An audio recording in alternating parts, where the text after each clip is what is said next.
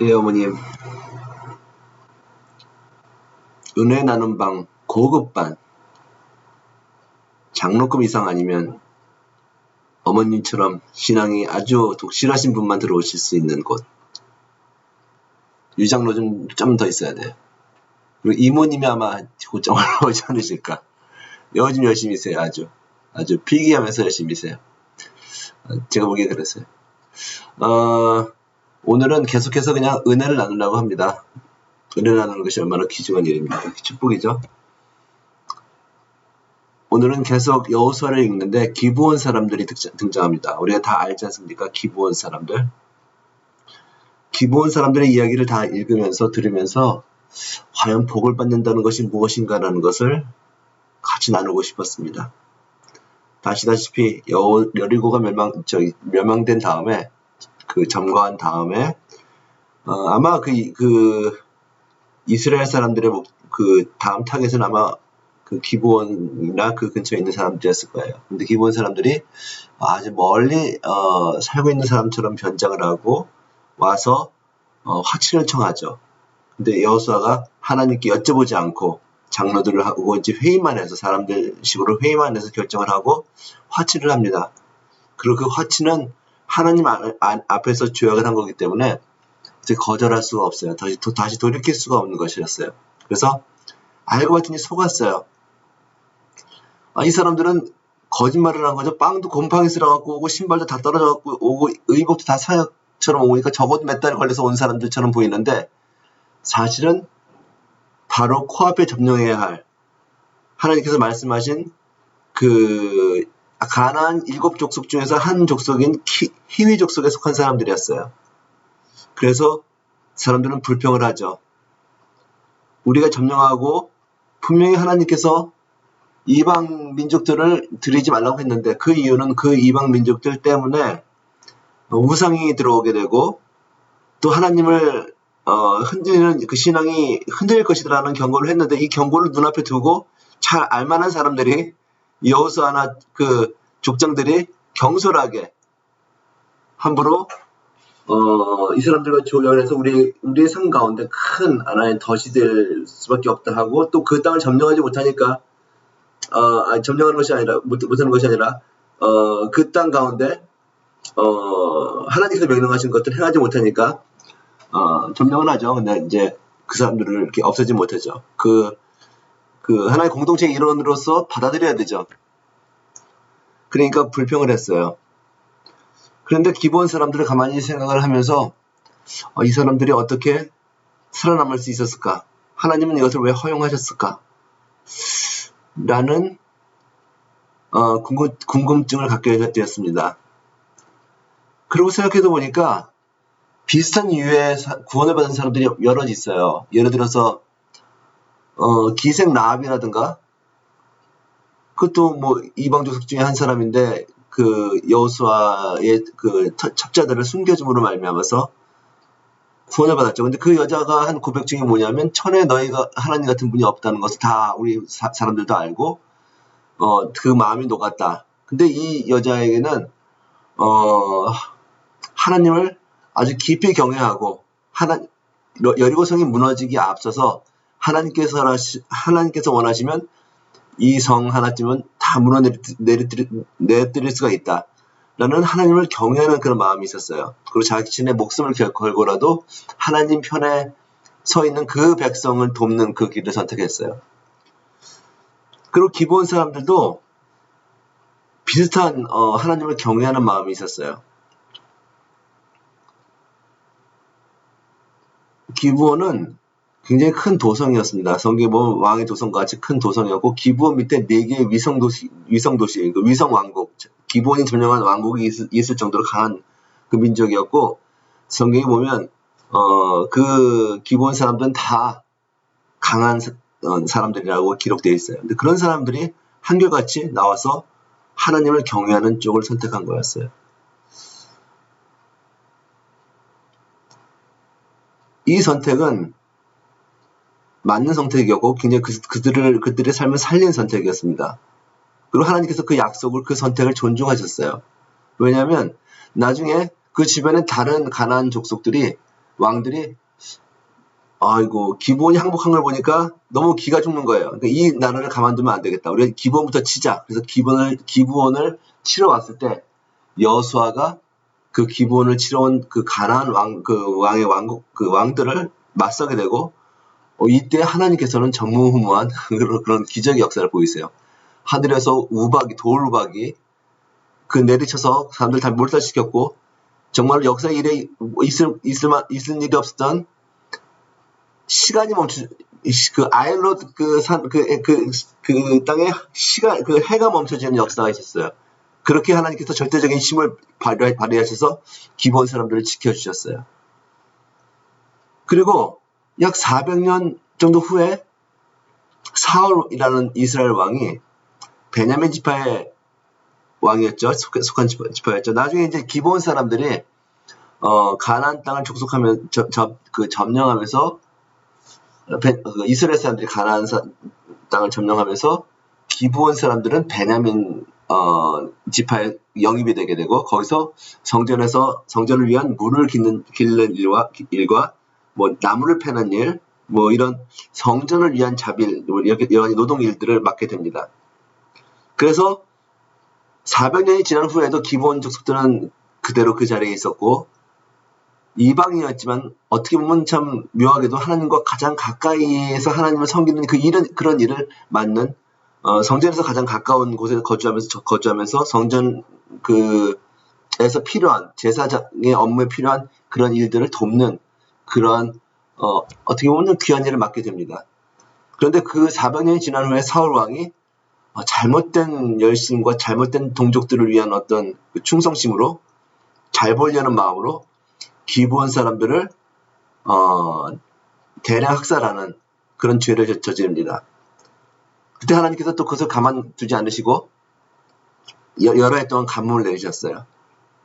그래서 다윗 왕이 선지자들을 통해서 그걸 알아내고 발견하고 어떻게 하면 하나님께서 이 축복을 내리시겠습니까? 이 어려운 때를 하나님께서 어떻게 막아주시겠습니까? 그 하나님의 진노가 어떻게 하면 멈추시겠습니까? 뭐냐면 기브온 사람들이 대략 학살을 당한 것에 대해서 하나님이 분노하신 거예요. 그리고 간문을 내려주신 거예요. 그래서 그 결론은 뭐냐면 그 사울의 아들들을 내어 주어서 그들을 처형함으로써 기브온 사람들의 어떤 그 마음의 한이 좀 보상이 되었고 하나님께서 그 기브온 사람들의 그 한스러운 마음을 400년이 지난 후에도 하나님 나라의 백성과 같이 받아들여 주시고 갚아주시고 보복해 주시고 또 그들이 하나님의 은혜와 사랑을 받는 사람들이라는 것을 확증해 주신 거였어요. 그 결과가 뭐냐면 그들이 경외하는 처음에 그들의 조상들이 경외했던 그리고 하나님께 나왔던 하나님을 경외하기 때문에 우리의 강함이나 약함이나 뭐 그런 걸 상관하지 않고 복종하는 마음으로 거짓말을 할지라도 하나님께 가까이 가고 싶다라고 하는 그러한 정말로 순수한 하나님에 대한 OW 경외예요. 경외하는 마음을 가졌다는 것이었어요. 이 경외의 마음이 사실은 축복의 자체입니다. 그래서 우리가 어떨 때는 이런 질문을 하게 됩니다. 하나님을 믿는 것도 좋은데 그 사람들은 종살이 했잖아. 그죠? 만약에 우리 삶 가운데 복이라는 것을 띄워놓고 하나님만 생각하고 하나님을 경외하는 대가라면 종이 된다 할지라도 하나님을 선택하겠습니까? 라고 하면 흔들리는 사람들 많을 거예요.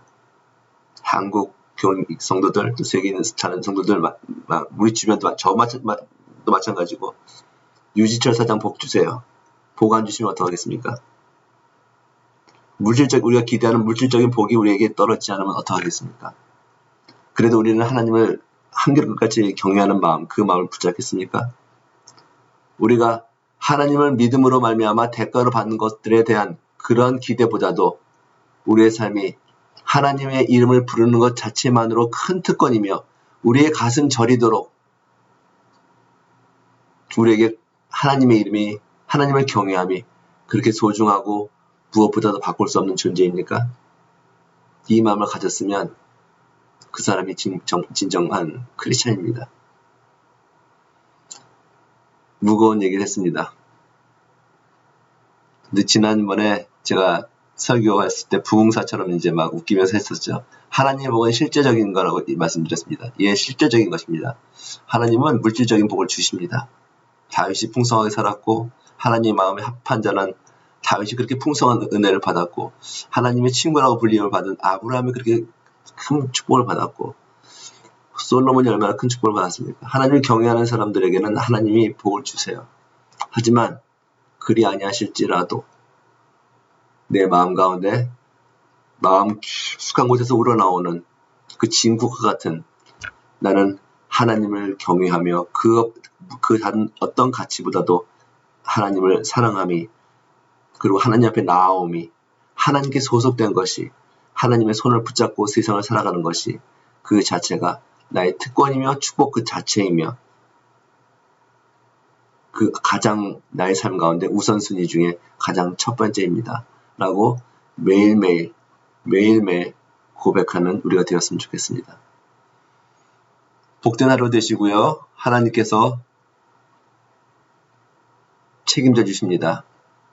감싸 주십니다. 복뿐만 아니라 하나님을 경외하는 그 사람이 받을 만한 모든 좋은 것들을 다 공급해 주십니다. 믿습니다. 믿습니까? 아멘입니다. 자, 힘내시고요. 유사장 화이팅! 지금 이 일을 통해서 하나님께서 이루고자 하신 일에 대해서 항상 질문하시고 겸손하게 머리를 숙이시고 내가 갖고자 하고 내가 희망하고자 하고 내가 이루고자 하는 것보다도 하나님 당신이 나의 삶의 목표입니다. 라고 고백하는 유사장이 되십시오. 그런 류씨 집안의 가정이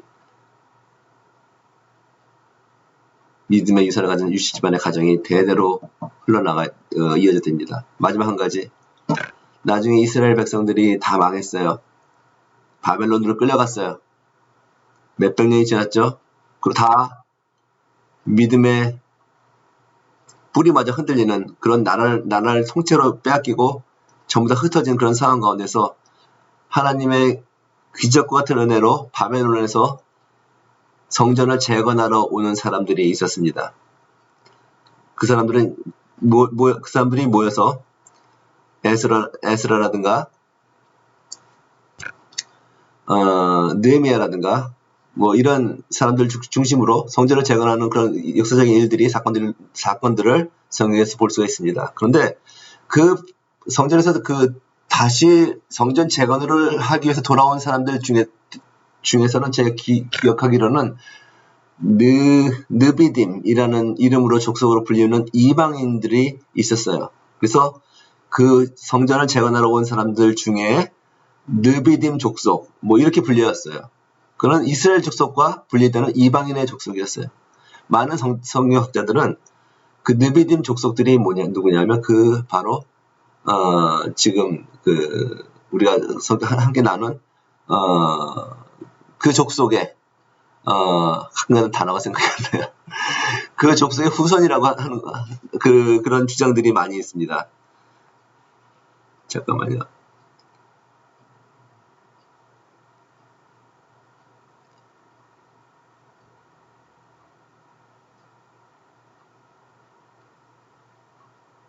기브온 사람들이죠. 왜 기브온이라는 말이 다녀가요?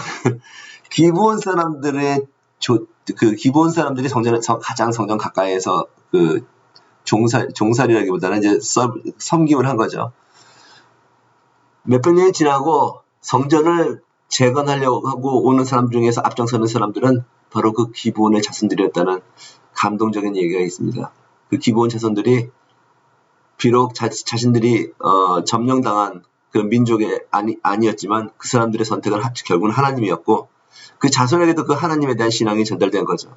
그래서 수백 년이 지나서 이스라엘이라는 하나님의 직계의 자손, 직계에 선택된 백성들이 다 흩어진다 할지라도 그 백성들은 여전히 하나님의 성전을 섬기기 위해서 다시 모여들고 다시 그 일에 성전 재건축에 아주 의미 있는 그런 많은 일들을 기여를 했다는 것들은 성경학자들이 같이 동의하는 그런 사실입니다. 힘내시고요.